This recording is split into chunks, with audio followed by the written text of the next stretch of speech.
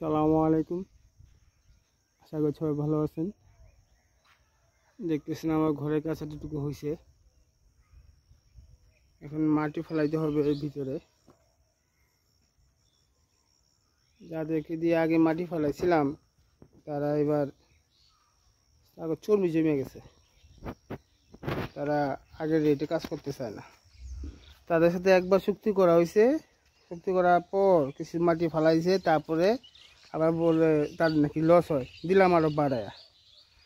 এরপর আরও বাড়াই দিলাম, এখন আবার তারা আরও বাড়াইতে পারে। এই কারণে তাদেরকে বাদ দিছি, নতুন লোক নিব, তাই একদিন পিছাই গেলাম। নাহলে তো আজকেই মাটি ফালানো হইতো। আমার ঘরে বর্তমান অবস্থা এরকম আছে। ইনশাল্লাহ কালকে মাটি ফালানোর পর এর উপরে যে ওয়াল দেখতেছেন তার উপরে আরও 2 ফিট ওয়াল উঠবে। এটা আপনাদেরকে আগে দেখাইছিলাম।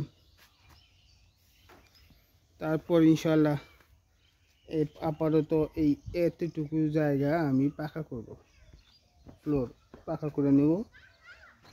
ওই পাকা করে আগে উঠবো, তারপর আস্তে আস্তে মাটি বসায়া বাকিটা করব। আজকে আপনাদের দেখাবো আমার সরিষা যে বুনছিলাম, আপনাদের জানাইছি, দেখাইছি যে আমি সরিষা বুনছি, আমার প্রথম চাষাবাদ সরিষা। তো ওইটা কি অবস্থা আজকে আপনাদের দেখাবো। এটা আমাদের সাথেই থাকুন।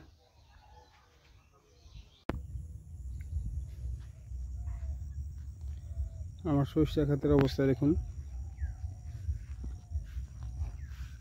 সরিষা গজায় গেছে, গাছ অঙ্কুরিত হয়েছে আলহামদুলিল্লাহ। এবারই প্রথম আমি সরিষা চাষ করছি আমার নিজের হাতে। দেখতেই পাচ্ছেন আপনারা, এখনো ছোট ছোট আছে, মাত্র বের হইতেছে।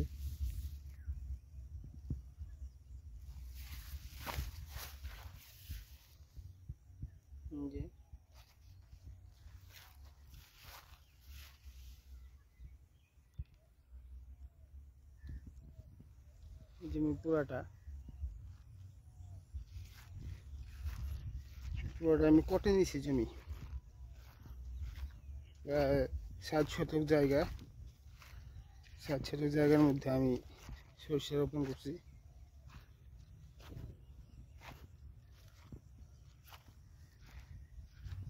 দেখা যাক, আল্লাহ ভরসা, আল্লাহ কতটুকু সহায় হন। সবাই দোয়া করবেন আমার জন্য।